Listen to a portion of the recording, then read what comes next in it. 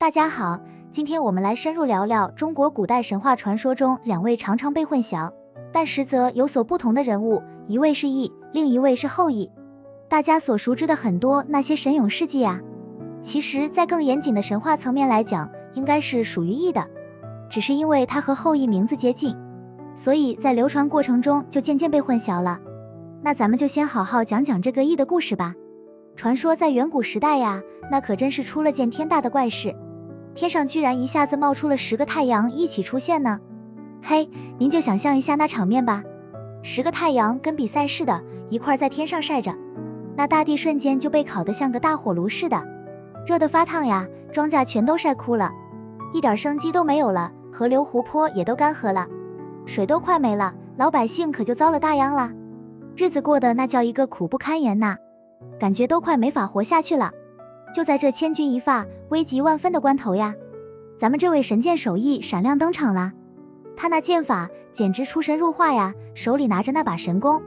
搭上神箭，嗖嗖嗖，好家伙，那动作一气呵成，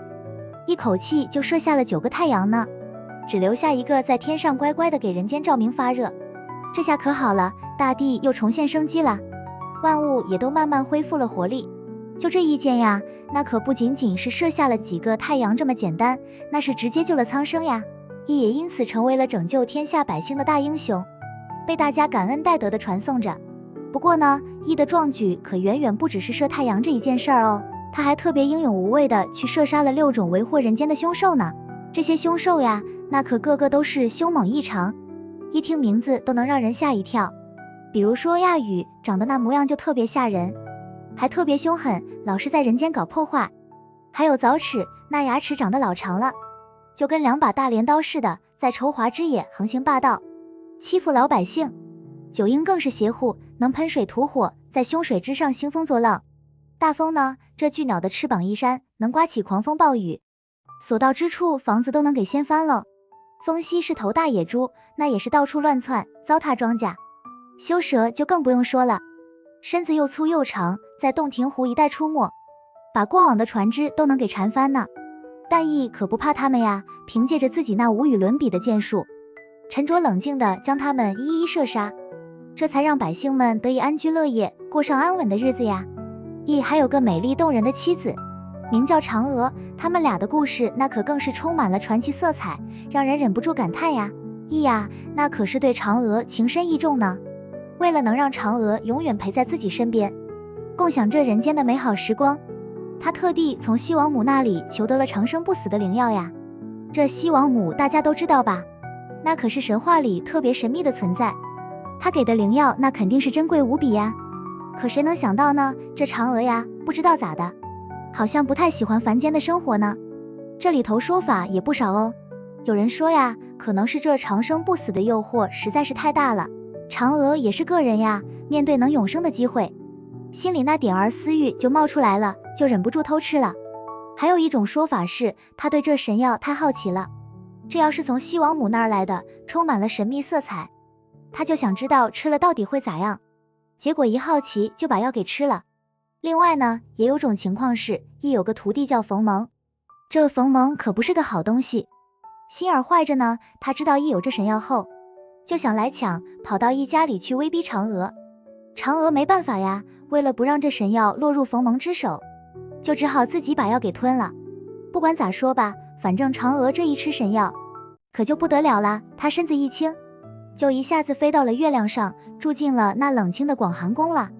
这一下可就和羿分开了呀，从此一个在天上，一个在人间，天各一方呢。嫦娥在月亮上那可就孤独的思念着羿呀，而羿在人间也倍感悲伤，只能望着月亮，想念着自己的爱人。这一段故事真的是充满了凄美和离愁呀。再说说羿的结局吧，他这徒弟冯蒙呀，跟着羿学射箭，把羿的本事都学了个七七八八。等技艺学成之后呀，这人心术可就不正了，他觉得天下箭术比自己高的就只有羿了，为了能成为天下第一，竟然起了歹心，趁着羿不注意就把羿给杀害了。哎，真是太可惜了呀。说完了羿，咱们再来讲讲后羿吧。后羿呢，在历史记载中呀，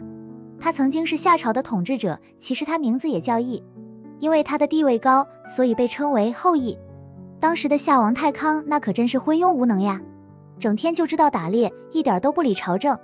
把国家治理的那叫一个乌烟瘴气的。后羿瞅准了这个机会，就趁机带兵夺取了政权，先后立了仲康和项为王，最后干脆自立为王了。刚开始的时候呀，可能后羿还想着好好治理国家呢，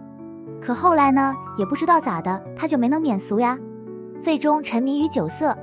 把国家政事都交给亲信韩卓去处理了。这韩卓可不是个好东西呀，整天就知道拍后羿的马屁，在后羿背后搞小动作。结果呢，这韩卓和他的妃子纯狐就联手起来，趁着后羿不注意，就把后羿给杀害了，还篡夺了他的王位呢。你说这事儿闹的多可惜呀，好好的一个英雄人物，最后就落得这么个下场。所以啊，大家看，虽然羿和后羿名字相近，他们其实是两个不同的人物呢。他们的故事呀，无论是羿的神话壮举，还是后羿的历史沉浮，都充满了传奇色彩，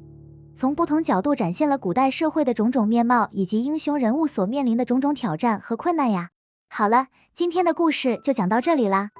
希望大家喜欢这个关于羿和后羿的故事哦。如果你喜欢这个视频，别忘了点赞、分享和订阅我们的频道呀。下期再见啦。